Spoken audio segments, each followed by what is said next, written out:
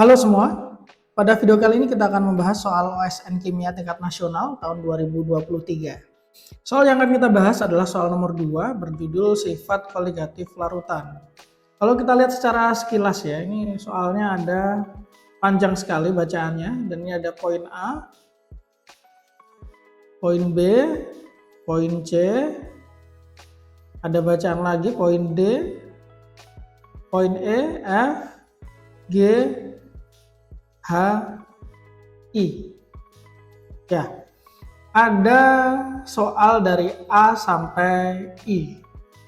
Cukup panjang, jadi mungkin video ini akan panjang juga ya.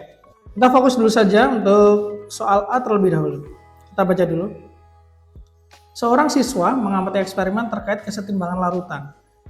Dalam suatu wadah tertutup terdapat dua buah gelas kimia 1 liter, yaitu gelas A dan B, masing-masing berisi larutan BaCl2, garam yang tidak mudah menguap, dengan massa molar 208,23 gram per mol, dengan konsentrasi awal berbeda. Temperatur dibiarkan konstan pada 25 derajat Celcius. Pada kondisi awal, terdapat 600 ml larutan pada gelas A dan 100 ml pada gelas B. Wadah dibiarkan tertutup dan volume pada kedua gelas tersebut berubah perlahan seiring waktu. Pada kondisi akhir terdapat 400 ml larutan pada gelas A dan 300 ml pada gelas B. Konsentrasi larutan BaCl2 pada gelas A di akhir adalah 1,5 molar dan massa jenis larutan 1,1 gram per mililiter. Yang ditanyakan di sini adalah tentukan konsentrasi molar larutan BaCl2 pada gelas B di akhir proses.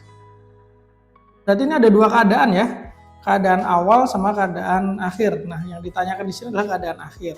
Mari kita identifikasi dulu pada kondisi akhir.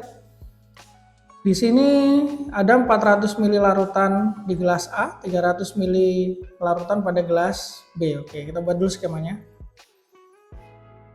Volume A adalah 400 ml, volume B adalah 300 ml. Kalau jadikan liter ya berarti 0,4 liter untuk yang A, yang B 0,3 liter. Kemudian selain volume yang diketahui, di sini diketahui juga konsentrasi larutan BaCl2 pada gelas A, yaitu 1,5 molar. Berarti bisa kita tuliskan di sini. Ma itu adalah 1,5 molar. Massa jenis larutan adalah 1,1 gram per mililiter ya.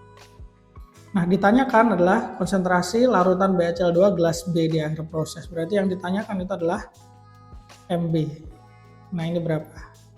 Baik, teman-teman semuanya, ini kan kalau kita baca lagi soalnya, kedua gelas kimia ini dimasukkan ke dalam suatu wadah tertutup ya.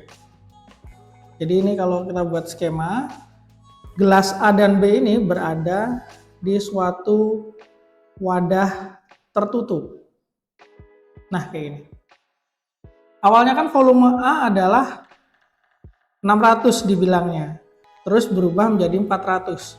Sedangkan untuk yang B awalnya 100, berubah jadi 300.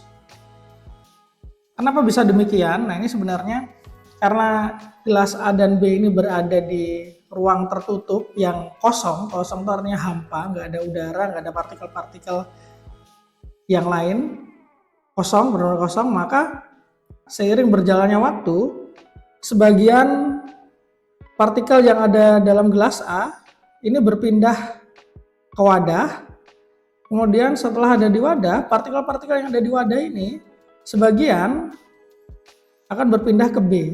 Jadi volume A semakin lama semakin berkurang, volume B semakin lama semakin bertambah. Sampai pada kondisi akhir di mana kondisi akhirnya itu adalah ketika mencapai kesetimbangan. Nah, kesetimbangan itu terjadi ketika partikel dari A yang keluar itu jumlahnya sama dengan partikel dari B yang keluar. Begitupun sebaliknya ya. Partikel yang masuk ke A sama dengan partikel yang masuk ke B. Nah, yang membatasi ini secara kuantitatif adalah setiap larutan itu di atasnya ada uap jenuhnya. Nah, uap jenuhnya untuk A kita simbolkan PA gitu aja. Yang uap jenuh B kita simbolkan PB. Kesetimbangan ini akan tercapai atau perubahan volume A dan B ini akan berhenti ketika tekanan uap jenuh A itu sama dengan tekanan yang ada di wadah PW gitu aja. Tekanan yang ada di wadah sama dengan tekanan uap jenuhnya si B. Jadi kalau secara matematis kesetimbangan itu akan tercapai ketika PA sama dengan PB sama dengan PW. Nah, kemudian apa hubungannya tekanan uap jenuh AB wadah dengan kandungan zat yang ada di dalam larutan A dan B? Ini kita bisa pakai rumus kesetimbangan larutan, hukum Raoult ya. Karena di sini dibilangnya BaCl2 ini kan udah keterangan nih, garam yang tidak mudah menguap. Berarti yang mengalami perpindahan hanya air saja. Sehingga, atau kita sebutnya air itu kan pelarut ya. Sehingga tekanan uap jenuh itu akan setara dengan fraksi mol pelarut dikali tekanan uap jenuh murni pelarut. Kita kasih keterangan dulu ya. P ini tekanan uap jenuh larutan. P0 ini adalah tekanan uap air murni. Atau secara umum tekanan uap pelarut murni ya. Nah, sedangkan XP ini adalah fraksi mol dari pelarut. Dalam hal ini pelarut kita adalah air. Begini. Nah, sekarang tinggal kita terapkan nih prinsip kesetimbangan ini menggunakan hukum Raoult. Jadi kalau di sini misalkan kita punya kondisi kesetimbangan di mana PA sama dengan PB. Dari hukum Raoult, PA itu akan sama dengan XP di A dikali P0. PB sama juga, cuman XP-nya adalah XP yang di B kali P0. P0 untuk larutan A sama larutan B sama, kenapa? Karena pelarutnya sama-sama air, begitu kan. Nah, kalau kita kombinasikan nih kedua sisi ini, maka kita akan peroleh persamaan. PA-nya adalah XPA dikali P0 sama dengan PB. PB itu adalah XPB dikali P0. Karena nilai P0-nya sama, maka bisa kita coret. Sehingga tersisa XPA ini akan sama dengan XPB. X ini kan fraksi mol ya. Padahal yang ditanya di soal ini adalah konsentrasi molar larutan BaCl2. Konsentrasi itu kan simbolnya M ya. Pada gelas B berarti yang kita cari MB nih. Nah, gimana nih kita mencari MB kalau adanya XP? Nah, sekarang kita ke definisi fraksi mol pelarut dulu. Kalau teman-teman ingat, fraksi mol pelarut itu definisikan sebagai mol zat pelarut dibagi mol total. Nah, mol total itu kan pelarut tambah terlarut kan, berarti mol pelarut ditambah mol zat terlarut, tapi untuk zat terlarutnya dikali dengan I. I ini adalah faktor Van Hoff. Sehingga kalau kita substitusikan kebersamaan ini, maka kita peroleh NPA per NPA tambah NTA dikali I sama dengan NPB per NPB ditambah NTB dikali I juga. Nah, ini tinggal nanti akan kita gunakan nih, kita tanda dulu aja nih persamaan 1 begitu. Nah, tapi kan masih belum ada M-nya, MB kan. Nih yang kita carikan MB nih. Masih belum ada nih. Kita harus tahu teman-teman definisi umumnya M itu adalah mol dibagi volume.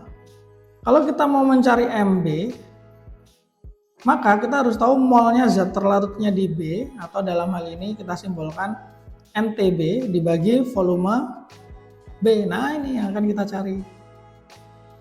Ini kita namanya persamaan 2. Nah, goal kita adalah mencari MB. Untuk mencari MB kita harus tahu NTB dan VB. VB, ini udah tahu nih kita VB-nya 0,3 liter. Nah, yang belum kita tahu adalah NTB. Nah, NTB nanti dicari pakai apa? Cari pakai persamaan 1. Masalahnya persamaan 1 ini kan selain NTB, ada NPB, ada NPA, ada NTA, dan ada I. Nah, maka kita akan cari satu persatu nih yang belum kita ketahui untuk mencari NTB. Nah, kita hitungnya di samping sini saja ya. Langkah pertama, kita akan mencari yang paling mudah dulu.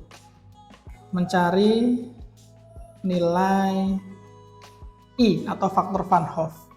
Faktor Van Hoff ini dipengaruhi oleh zat terlarutnya. Dalam hal ini zat terlarutnya adalah BaCl2. BaCl2 kalau dalam air itu kan dia akan terurai menjadi Ba2+ ditambah 2Cl-.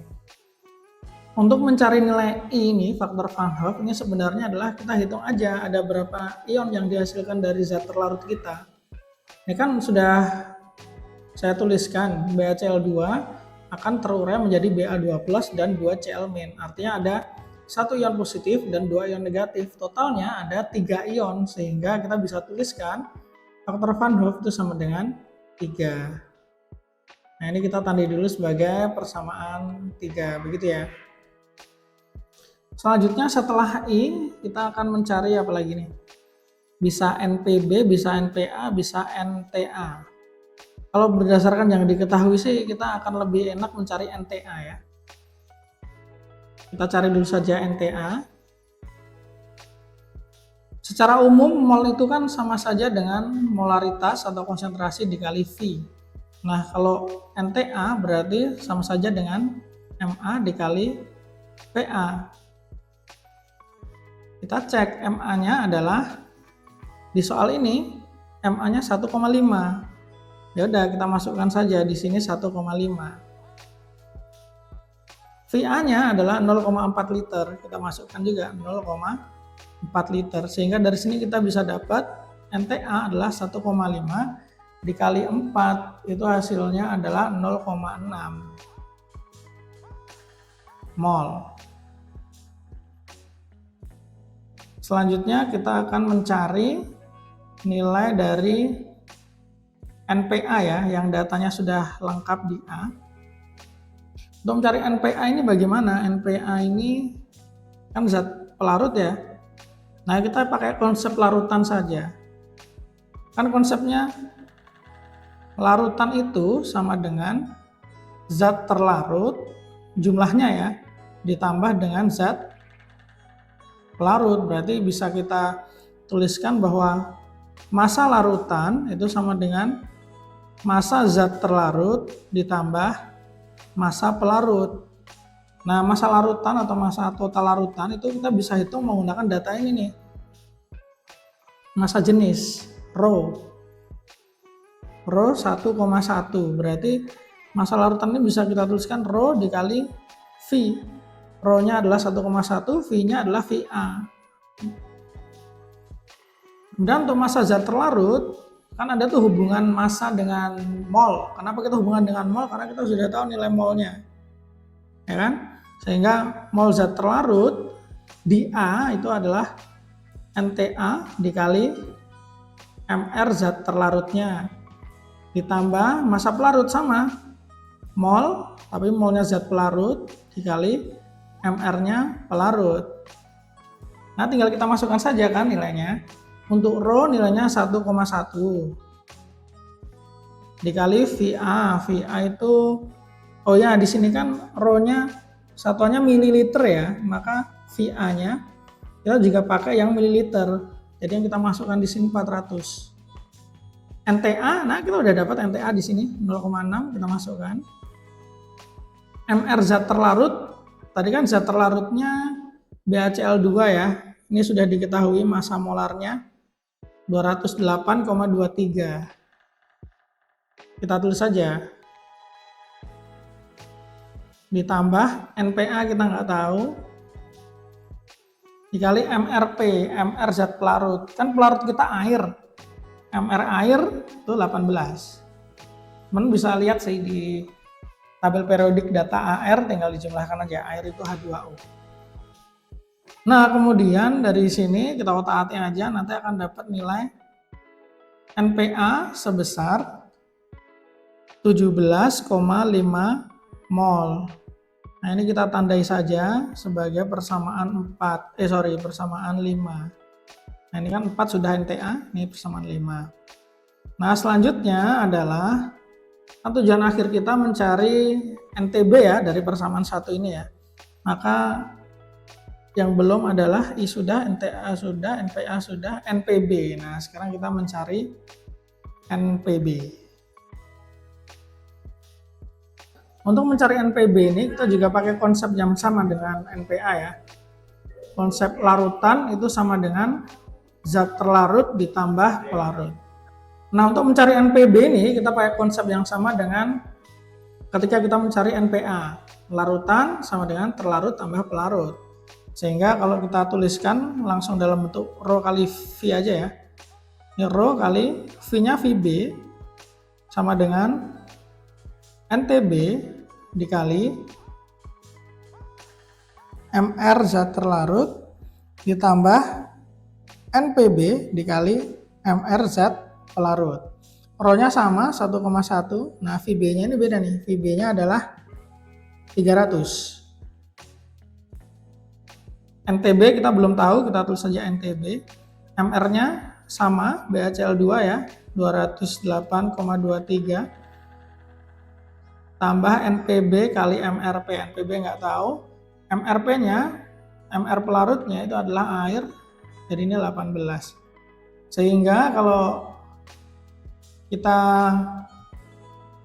otak-atik ya, kita akan dapat seperti ini. 1,1 kali 300 itu adalah 330. Ini 208,23 NTB tambah ini 18 NPB. Ini kalau kita mau menyatakan NPB-nya berarti tinggal kita pindah ruas kan. Sehingga di sini bisa kita tulis 330 yang ada NTB-nya pindah 208,23 NTB sama dengan 18 NPB. Ini tinggal 18-nya pindah ruas saja. Nanti kita akan dapat NPB itu sama dengan 330 dikurangi 208,23 NTB per 18. Nah, ini dia. Ini adalah NPB-nya. Kita tandai aja sebagai persamaan 6. Kita mencari NTB pada akhirnya kan. Nah, untuk mencari NTB ini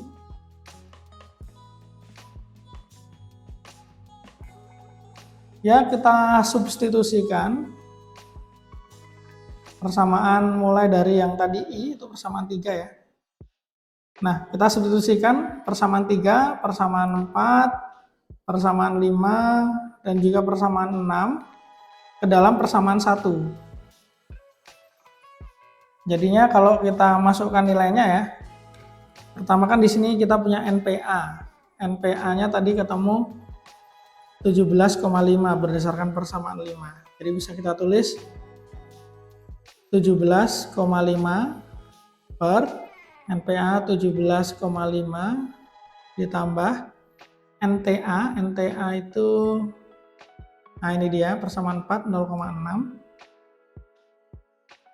Kita tulis 0,6 dikali I. I-nya tadi kita dapat dari persamaan 3 ya, nilai I-nya adalah 3. Kita masukkan sama dengan NPB. NPB kan dari persamaan 6. Oh ya udah, dari persamaan 6 ini berarti 330 kurangi 208,23 NTB per 18. Ini adalah NPB-nya doang. Diper lagi, NPB-nya ditulis ulang. 330 dikurangi 208,23 NTB per 18 ditambah NTB kali I. I-nya adalah 3 ya. Nah, Dari sini kan nanti teman-teman bisa otak-atik nih, nanti akan ketemu NTB. Tapi kalau teman-teman nggak mau otak-atik, teman-teman bisa pakai fitur solve yang ada di kalkulator teman-teman. Nah, nanti NTB ini akan ketemu sebesar 0,45 mol. Oke, kita dapat nih. Ya sudah, ini kita namakan saja sebagai persamaan ke-7. Step terakhir, kita mencari MB ya. Nah, lihat, MB kan rumusnya ini nih di persamaan kedua. Maka, untuk mencari nilai MB, kita gunakan substitusi persamaan 7 ke persamaan 2. MB. MB sama dengan NTB. NTB-nya kita udah dapat, ini 0,45. Per volume B itu kita pakai yang liter ya, 0,3. Sehingga MB bisa kita hitung 0,45 dibagi 0,3 adalah 1,5 molar. Ini adalah konsentrasi larutan B pada kondisi akhir. Ini baru A ya teman-teman ya. Kita move ke yang B coba. Nah, ini yang B. Kita baca dulu apa yang ditanyakan. Tentukan konsentrasi molar larutan BaCl2 masing-masing pada gelas A dan B di awal proses. Oh, oke, berarti kan kita buat skemanya dulu aja. Awal, akhir ada 2 larutan. Ini larutan A, ini larutan B misalnya. Data larutan A, kita lihat lagi ya di soal ya. Larutan A, keadaan awal, volumenya 600 mili, yang B 100 mili. Volume awal 600 ml, konsentrasinya nggak tahu. Terus habis itu yang B, ini biar nggak rancu, untuk yang A kita kasih tanda A gini ya. Yang B kita kasih B. B tadi volumenya 100 ml, 1B-nya tidak tahu juga. Nah, untuk kondisi akhir yang A ini tadi kan ini kita kasih simbol V2A untuk volume A. Volume A-nya tadi kan kita sudah dapat untuk yang kondisi akhir itu yang A 400 ml, yang B-nya 300 ml. Yang A konsentrasinya 1,5, yang B tadi kita sudah dapat juga 1,5 juga ternyata. Sama ya dengan yang A ya. Berarti ini V2A-nya 400 ml, terus M2A-nya adalah 1,5 molar. V2B-nya ini adalah 300 ml. M2B-nya adalah 1,5 molar. Baik. Di soal tadi kan ada keterangan BaCl2 itu garam yang tidak mudah menguap ya. Makanya tidak ada BaCl2 yang berpindah dari gelas A ke gelas B. Artinya keadaan awal dan keadaan akhir ini jumlah BaCl2-nya tetap atau sama. Kita bisa tuliskan sebagai untuk ini yang larutan A ya. Larutan A itu adalah berarti jumlah mol zat terlarutnya BaCl2 pada kondisi awal itu sama dengan pada kondisi akhir. Nah, mol itu kan kalau dihubungkan dengan konsentrasi sama saja dengan konsentrasi dikali volume, berarti M1A kali V1A sama dengan M2A dikali V2A. Ini ya. Tinggal kita masukkan saja yang diketahui. Nah, kita carikan M1A, V1A-nya 600. M2A-nya adalah 1,5. V2A-nya adalah 400. Nah, dari sini kita bisa hitung M1A ini adalah 1,5 kali 400 dibagi dengan 600. M1A ini akan ketemu sebesar 1 molar. Ini adalah konsentrasi larutan BaCl2 pada gelas A kondisi awal. Nah, sekarang kita bahas untuk yang larutan B. Prinsipnya sama. Mol zat terlarut pada keadaan awal sama dengan mol zat terlarut pada keadaan akhir. Kita ubah jadi mol, kita ubah jadi konsentrasi dikali volume M1B kali V1B sama dengan M2B kali V2B. M1B-nya kita nggak tahu, emang ini yang dicari. V1B-nya adalah 100. Kemudian M2B-nya kita udah dapat dari poin A tadi ya, 1,5 dikali V2B-nya adalah 300. Dari sini kita bisa hitung M1B-nya adalah 1,5 dikali 300 per 100. M1B sama dengan 4,5 molar. Nah, jadi ini adalah konsentrasi awal untuk larutan A 1 molar, larutan B adalah 4,5 molar. Poin B selesai, kita pindah ke yang C. Tekanan uap air murni pada 25 derajat Celcius adalah 25,2 torr. Apakah tekanan uap di dalam wadah ketika proses perubahan volume berakhir lebih tinggi dari 25,2 torr? Berikan penjelasan. Oke, tadi kan kita ada hukum Raoult ya, di mana tekanan uap jenuh larutan itu sama dengan XP dikali P0. Nah, kalau kita pakai logika, XP fraksi mol zat pelarut, yang namanya fraksi mol itu pasti nilainya kurang dari 1. Sehingga kalau kita kombinasikan antara konsep XP dan hukum Raoult ini, kita akan dapatkan bahwa P pasti lebih kecil daripada P0. Di sini nilai P0 adalah 25,2. Sehingga P pasti kurang dari 25,2 torr. Ini penjelasannya ya. Untuk jawabannya, apakah tekanan uap di dalam wadah lebih tinggi dari 25,2 torr? Jawabannya adalah tidak. A, B, C selesai. Kita lanjutkan lagi. Wah, ini ada bacaan lagi ya untuk yang D sekarang. Pada kondisi yang lain, larutan BaCl2 10%, massa jenisnya sekian, sebanyak 150 ml diasamkan dengan asam sulfat dan direaksikan dengan padatan MnO2 berlebih. Pada kondisi ini, semua ion klorida berubah menjadi gas klor, Cl2. Seluruh gas klor ini dikumpulkan dan direaksikan dengan gas hidrogen berlebih sehingga dihasilkan gas HCl. Seluruh gas HCl dilarutkan ke dalam air dan diperoleh larutan sebanyak 250 ml. Diminta menentukan konsentrasi dari larutan HCl ini. Oke, kita bikin skemanya dulu aja ya.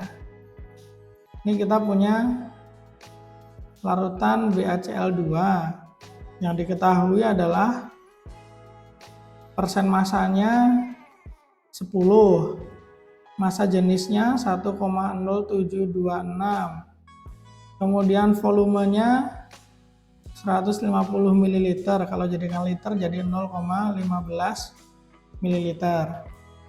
Kemudian habis itu proses yang pertama direaksikan dengan diasamkan dengan asam sulfat disertai dengan MnO2.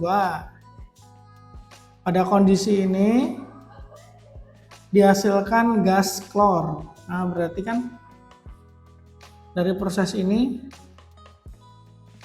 dihasilkan gas Cl2. Itu ya, kita nggak tahu nih berapa nih jumlahnya nih. Nanti perlu kita hitung.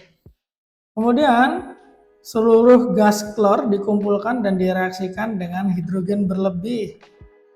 Berarti proses kedua ini ditambah sama hidrogen H2 sehingga dia bereaksi membentuk gas.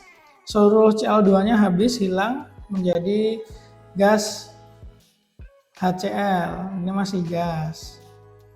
Terakhir dia masukkan proses ketiga, itu adalah dimasukkan ke dalam air sehingga dihasilkan larutan HCl. Volumenya adalah 250 ml atau kalau dalam liter 0,25 liter. Masalahnya di sini kita belum tahu konsentrasi HCl-nya berapa.